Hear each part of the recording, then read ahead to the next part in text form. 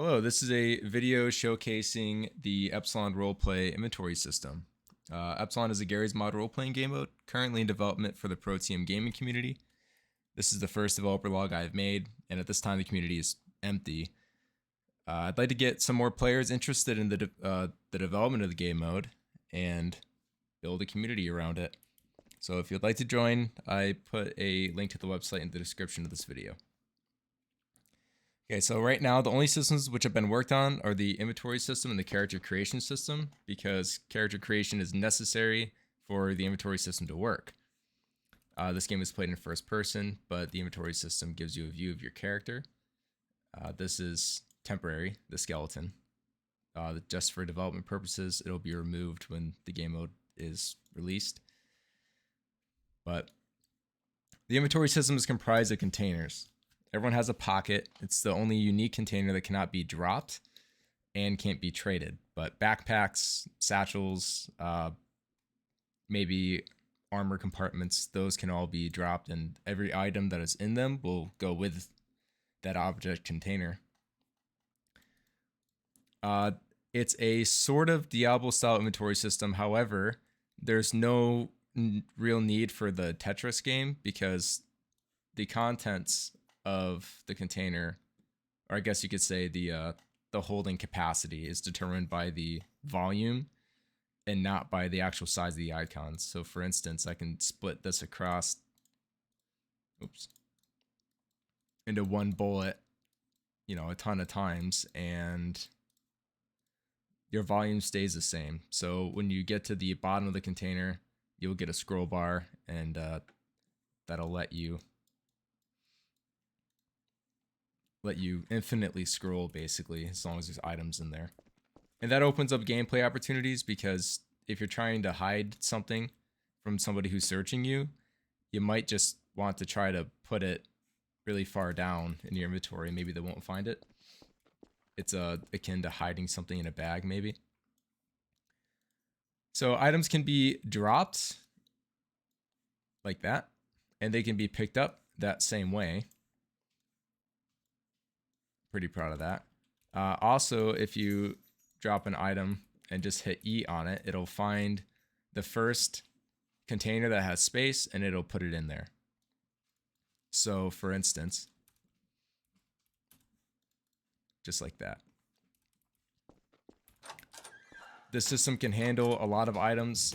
This is barely anything. As long as the server can handle the entities, the system can handle the items. They do not use networked variables at all. Everything is individually networked based on the entity once. So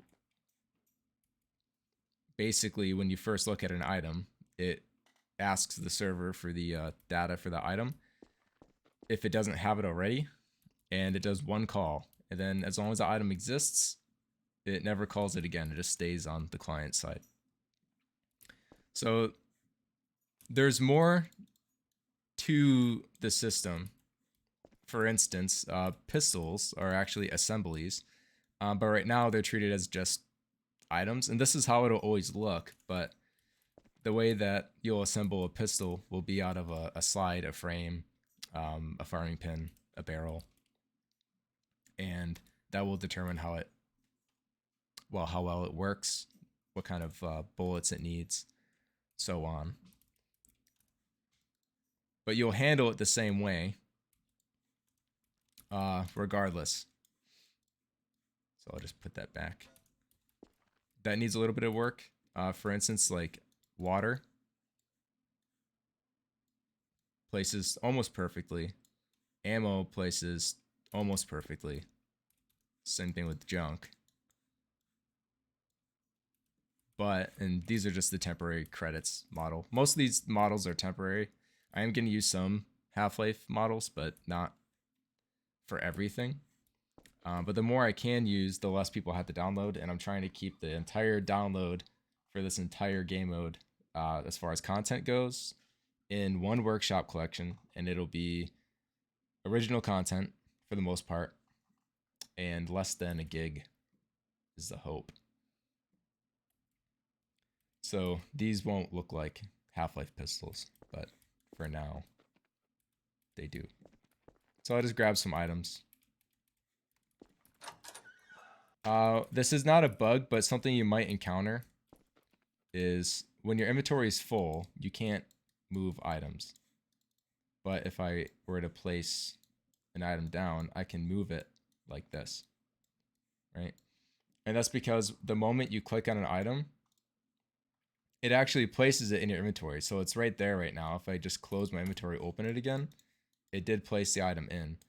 So if you have no space, you can't even just move items. That's intentional. It's not meant to be annoying, even though it probably is. And I might try to fix that in the future, but right now it works like that for a reason. And that's because if you don't place it in your inventory, the entity is already gone. So if you close your inventory, it doesn't come back. It just places it in there. So it should be pretty fun to mess around with. In the future, the way this will work is these pips, which you see on my character. Right now they're for the bones. The next thing I will make is the attachment system. The first attachment will be a backpack. So how that'll work is you'll have a backpack in the world or folded in your inventory, and you'll be able to take it and place it on the character. Firearms will be the same way. You'll have a pip by your hip, and you'll be able to place it there, and that'll be how you equip things and unequip things. For now, these just label the bones for me because I need to make that system and I need to know relatively where the bones exist. So when things like players crouch, I can see how the bones move, make sure things look good. When that is made, I will make another video showcasing that. It's a partial extension of the inventory system because just like the pocket, every attachment on a player will also be a container. One that can't be dropped or moved, it'll be stuck to the character, but as far as it works programmatically, it's going to act like a container so they can hold items and they can be manipulated just like items in your inventory. But it'll be visual, so a backpack will show up on your back and you'll have a container. I call it a pop, but a container pop over here. You'll be able to click on it, open it, and move items between. And then you could take it from here and drop into the world, and somebody else can come pick up the backpack, and it'll have its items inside. Everything to make that work is already in place, but there's no UI for it yet, and there's no attachment system. So,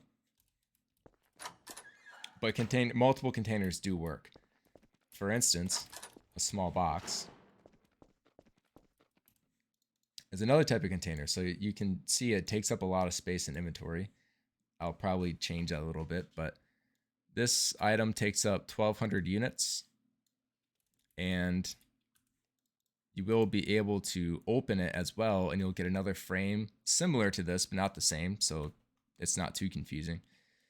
And you'll be able to place items in the box and pick them up and move them, as long as there's space in your inventory to pick it up. Some objects, like large boxes, you won't be able to fit in your inventory, so you can't pick them up. But the storage capacity of these will always be slightly less than its overall volume, so you can't infinitely store items. It'll be kind of like a Russian doll scenario. So for instance, this takes up 1,200 units of space, but it can hold maybe 1,100 units of objects. So the box itself, that being just the cardboard, takes up 100 units. And whether or not there's objects inside of it, it will take up the same amount of space in the base container. Something else I can't demonstrate for you because I don't have another container on me, but this bar right here, it shows orange, and so does the border for this frame. If you have another container and you open up both, it'll have a new color assigned. Right now it's light blue, and there's a whole table of colors, so up to I think 12 containers, which you should never have, but just in case. there's different colors. So as you have these windows around, you'll be able to easily tell which frames belong to which containers. So that's it for now. One thing, there's a couple things that need fixing. There's some jankiness involved in the system, but one of the things that needs fixing, or maybe not fixing, but I'd say updating,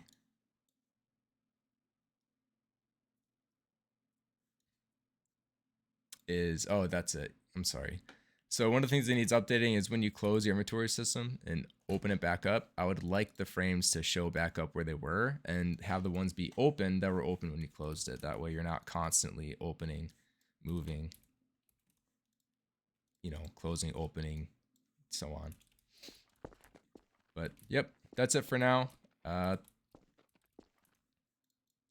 hope you enjoyed that, and if you'd like to join the community, please do follow the development of the game mode. And at some point, as more systems get fleshed out, I'm going to have players that are part of the community be able to join these sort of closed beta tests I'm going to do. So I'll have maybe 20 or 30, however many players I can get. I'll host a server, and everyone can join for however many hours the test goes on for, and we'll just, I don't know, have a firefight or test different systems out in different ways to make sure everything works with a high load of players. But for now, that's all I got. Thank you for watching.